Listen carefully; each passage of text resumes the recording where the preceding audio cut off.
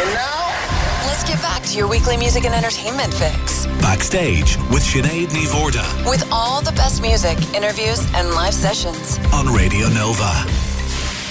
Backstage. On Radio Nova. Live Room. Seeing as Iggy Pop is currently touring his post-pop depression album, and with the fact that he played London's Royal Albert Hall last night, judging from the social media pics, it looks like it was a phenomenal gig. So jealous for any one of you who got to go.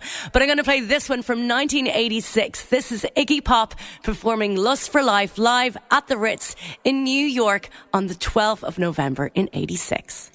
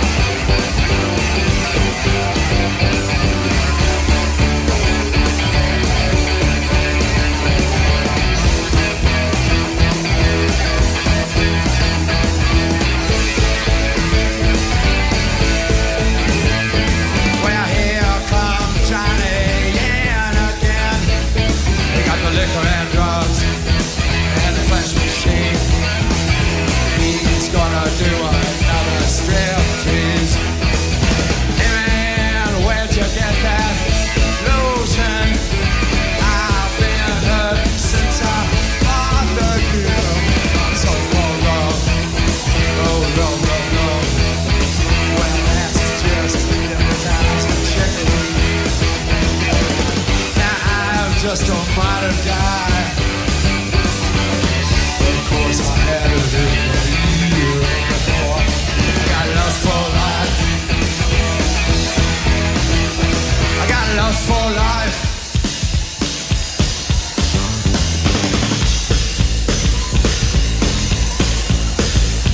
Well, I'm worth $1 million in prizes. I got a torture pill. I drive a GTO, I wear a uniform, I line a government loan. I'm worth $1 million in prizes. Now I'm sick of sleeping on the sidewalk. No more, my friend. No more, my friend. With me that drugs. With me that drugs. I'm just a modern guy. I had a year before. I got lust for life. I got lust for life. Here we go. Got lust for life. Got lust for life. Oh, lust for life. Yeah, lust for life.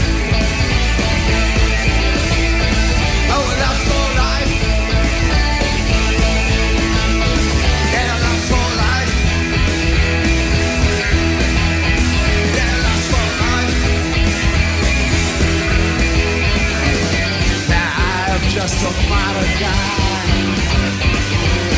You know I had it in me before. Got lost for life. Got lost for life. Well, here comes Johnny in again. You got the liquor and drugs and the flesh machine. I know he's gonna do another strip tease. Hey man, where'd you get that? Low Your stealing starts itching once you buy the kilo red box of love.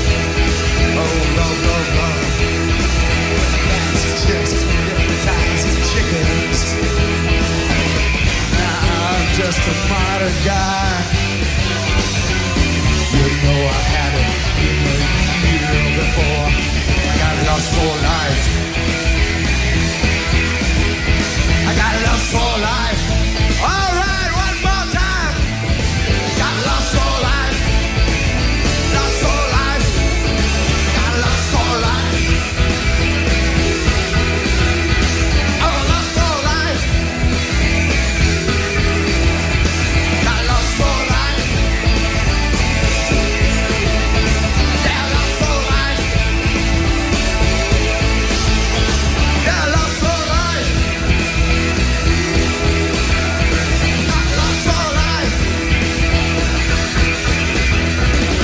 Lost for life. Backstage on Radio Nova.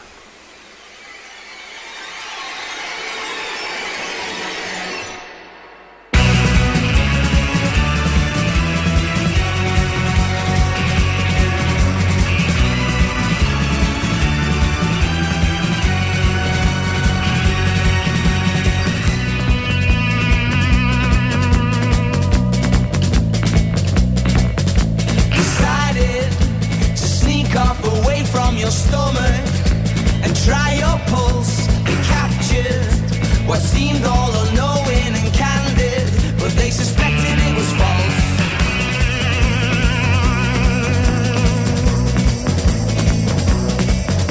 She's playful, but boring, would warn you be careful of her brigade in order to tame this relentless marauder. Move away from the parade. She was walking on the tables in the glass house, endearingly bedraggled in the wind, subtle in a method of seduction. 20 little tragedies begin.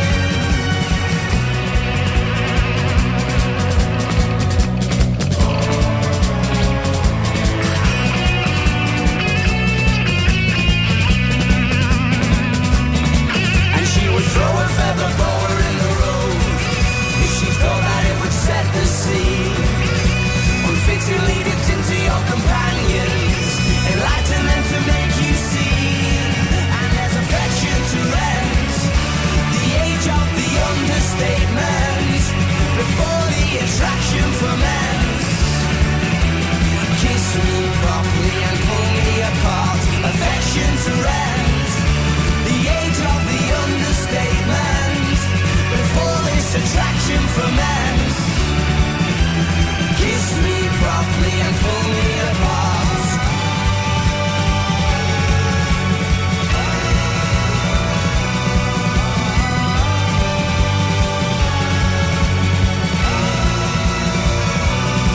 And my fingers scratch at my hair before my mind can get too reckless. The idea of seeing you here is enough to make the sweat go cold.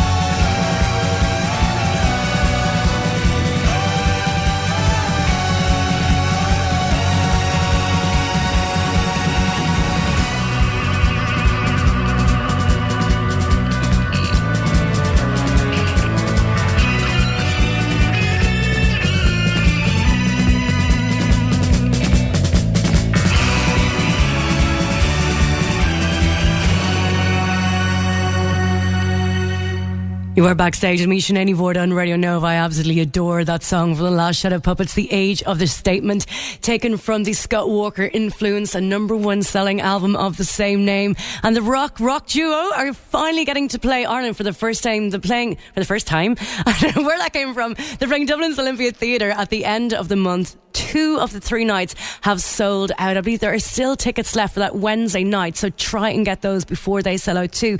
And there was so much rejoicing as well when the duo finally followed up with album number 2 last month, entitled Everything You've Come to Expect, which also shot to the top of the charts. And now to reveal all about the making of the album, hanging out in LA, and hopefully to explain that album cover of Alex and Miles, donned in fancy tracksuits, is Miles Kane, one half of the Last Shot of Puppets. Hello, welcome to Backstage. Hello there, how are you? I'm good, how are you?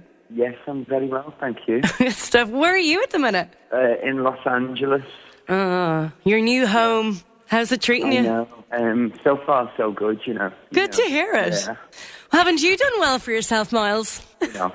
The modesty. Still a long way to go. Well, come on, you've done all right. Voted one of the UK's best dressed men in GQ. Solo record number 10. Swapped sticks, up sticks and swapped London for LA, and now these 2 number 1 albums with the Last Shadow Puppets. So, bit of a change from those days of the Rascals a number of years ago, isn't it?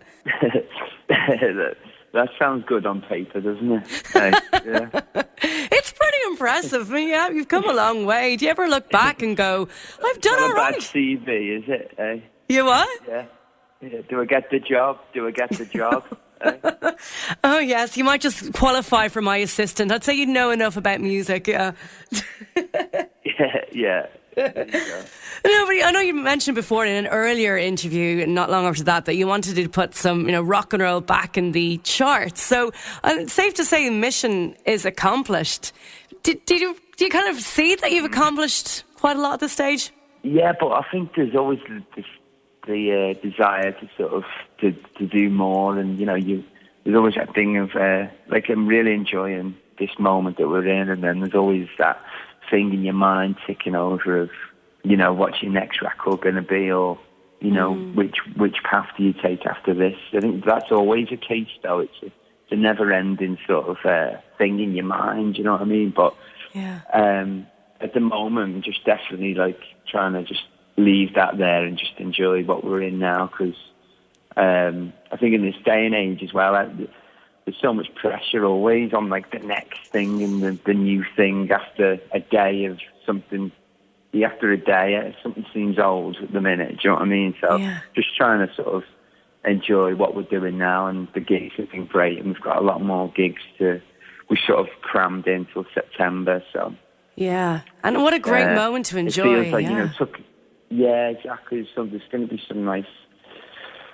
All the gigs have been amazing, and we're going to great places, and it's been a vibe, and I think we've settled into playing live again, because it's been a couple of years for me playing live, and probably about a year and a half for Al. So it took us a few gigs to sort of, and obviously you're sharing the spotlight of sort of figuring out, who's doing what and that. But now it feels sort of we're in it, and it's enjoyable, and it's kind of a special thing, Yeah. Yeah, I can imagine. You guys have been mates for such a long time now as well, haven't you? You've got such a great bond. Yeah, we have. Yeah, we have. I think, we can give each other a look, and we'll know what the look means. You know what I mean? Yeah, we are close. Yeah. So come here, tell me, 8 years. You left us 8 years gasping for more. So why that kind of gap in between records? Well, obviously, we've both been on different journeys, and I think it was as simple as that. It was something we'd always get presented with, and we'd always get asked about it, and we'd always, say, oh yeah, that imagine that would be great. But I think we were both just enjoying doing. I just started doing that solo thing. That was a whole new. I had to start again and figuring that stuff out. And obviously, he was doing the Monkeys and enjoying that. And it was just one of them when you make a record, and then he made a record, and I made another one. He made another one, and then 8 years has gone, and then by the end of my second one and their last record, we were kind of on the same sort of. We both sort of finished at the same time, really, and then, we started writing some songs that were going to be. I was thinking, I want to do this solo record, and he was like, well, let's write some tunes. He was going to help me on that, and then when we started to sort of work on songs together again, just on the acoustics, we wrote Aviation, and it was so clear that it sounded like the Shadow Puppets when we were doing it together, that was the thing that kind of made us be like, well, should we do a record? Let's write a few more, and if we do a Puppets record, you know what I mean? Nice. The stars just all aligned. It was the right time, and yeah, the songs were happening. And it was one of them. But then, the songs, like, it was over a couple of years. They were written sort of all over, and there was definitely moments where, like, it was a lot of work went into the songs, and they were quite thought about, all these songs. And I think lyrically as well, you can hear that in them. There's moments that I hate saying quite complex, but there's definitely something. There's something going on with these tunes, you know what I mean? Yeah. Now, Miles, before I ask you about the Shangri-La Studios, which was previously owned by Bob Dylan and the band, I think it's time we play a new one from the album. Taken from the brand new album, from the Last Shadow Puppets, everything you've come to expect. This is the brilliant tune, Aviation, on Radio Nova.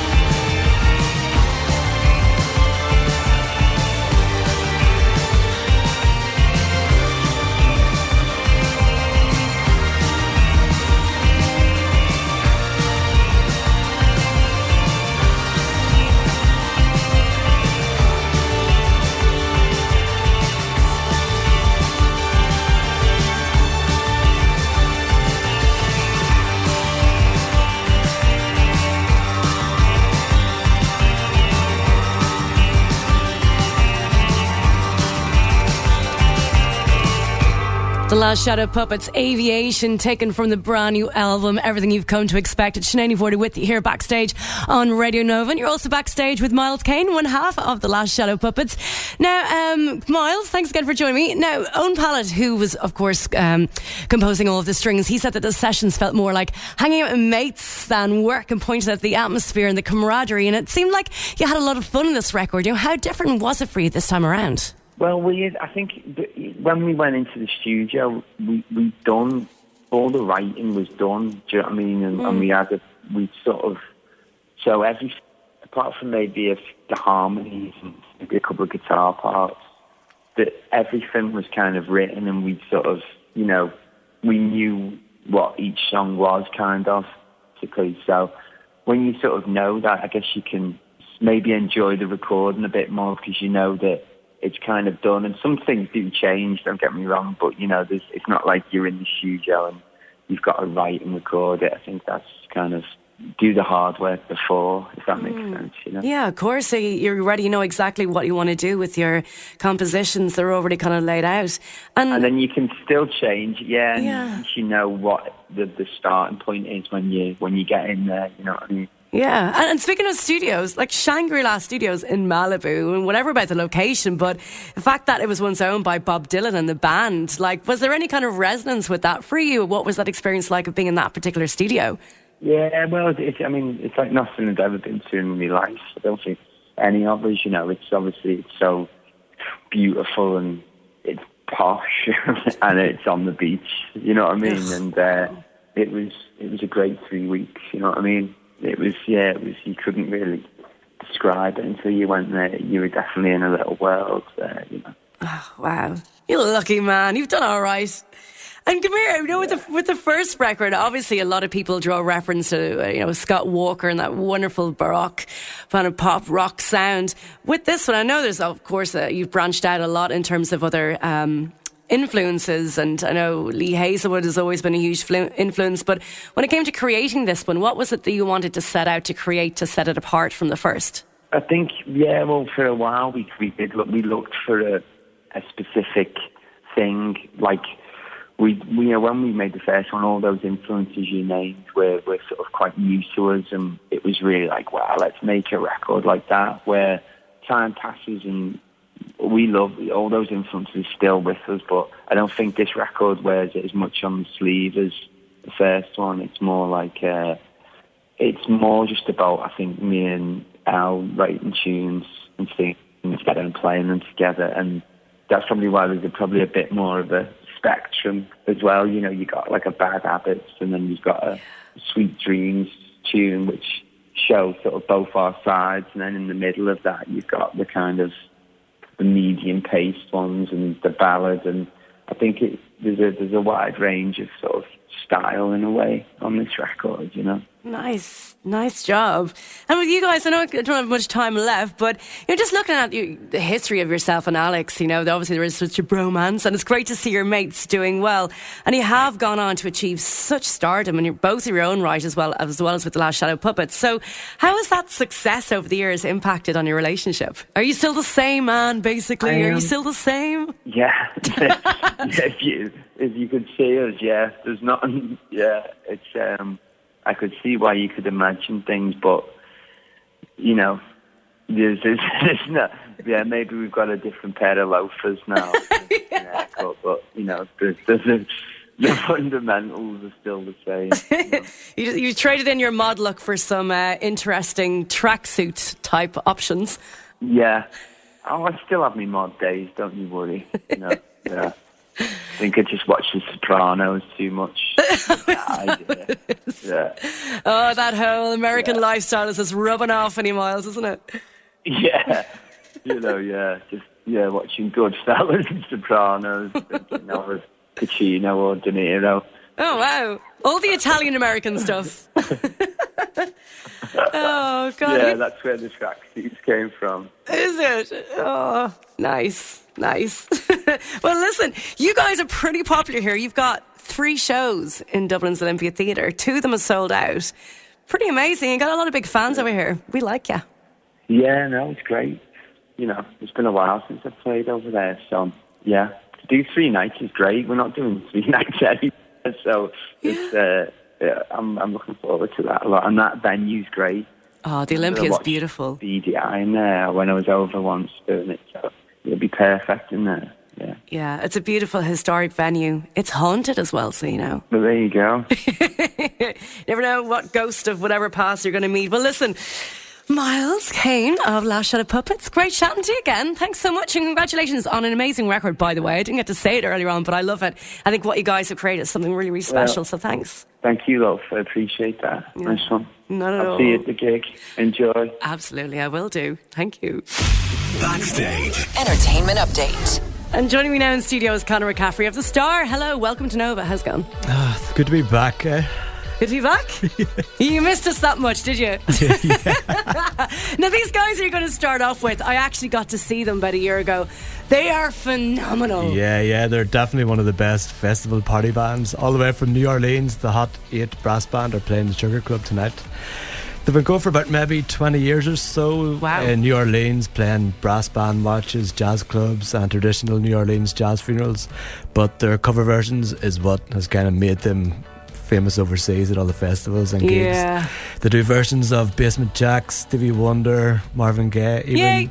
the I remember Marvin Gaye. The Specials, Ghost Town, and even the KLF. I've heard them do the KLF before as well. And there's about 15 of them as well, so I haven't a clue how they're going to get on that Sugar Club There's stage. a whole bunch of them. Now, this guy I actually spoke to a couple of weeks ago for Backstage, and he is one of the most incredible and interesting characters. Well, characters, he's just a wonderful person in terms of his experience. He's amazing. Yeah, Mr. Nice Guy anyway. Mike Peters is it's called Mike Peters Presents The Alarm. They're playing in the Academy 2 in Dublin on Thursday. You know, The Alarm were massive in the 80s. You know, they were even supporting U2 on the War Tour, and in 1983 they even had the same kind of mullet as Bono at the time as well. They were playing stadiums back in the 80s, but you know, they're playing clubs now these days. Since he kind of split up the band in about 1991, he's been playing different versions of The Alarm. You know, every few years they go on tour, he release an album. So he will be playing all the classics like 68 Guns and 76, and it's a bit more poignant as well because he's once again battling cancer, so he was telling me rocking. about that, yeah. And he founded an incredible charity named after one of his songs, the Love, Hope, Strength Foundation. So he's telling me all about that, and he's saved so many people's lives. It's just amazing what they do, and I'm sure he'll talk about it on the gig in terms of signing up. Yeah, so that it'll be a lot of, you know, interaction, telling stories as well. Yeah, so nice he's brilliant. He's such an interesting character. So yeah, try and get down to that on Thursday. This next lady is a pretty impressive Irish songstress. Yeah, this is probably her biggest gig to date. Lisa O'Neill is playing Williams next Friday night, supporting her new album Pothole in the Sky, which is definitely her best yet. They're kind of really stark, haunting folk songs, and she's got maybe the most unique voice in Ireland at the minute, I think. She's actually playing loads of gigs. I think it's 13. Wow. So hopefully if you can't make the Williams gig, you can maybe go to one of the other ones around the country. Yeah, cool. Check out her website. And check out our new video for Pothole in the Sky. It's amazing. Yeah, I will do that. Well, Conor McCaffrey, thank you very much for having us out some cool gigs. Okay, have a good weekend. You too. Next Saturday on Backstage. I'll be back with more interviews with the artists you love, plus great music news and gig tips. So I hope you'll join me next Saturday from 6. I'll be back with you on Monday evening from 7 p.m. and kicking it off with 2 hours of 80s and 90s. If you are about Dublin town tonight and have your dancing shoes on, do pop into the Mercantile. I should be DJing there and banging out some dance floor classics until the early hours. Peter Devlin is on the way next with the Saturday soundtrack, and believe me, you are not going to want to stray 1 inch away from your radio, as he has an incredible 2 hours of rock and roll and alternative lined up for you, including tracks from The Jam, Biffy Clyro, Teenage Fan Club, Blossoms, and he's going to be playing for you the new Stone Roses tune. He's on the way right after the Radio Nova News Update at 7.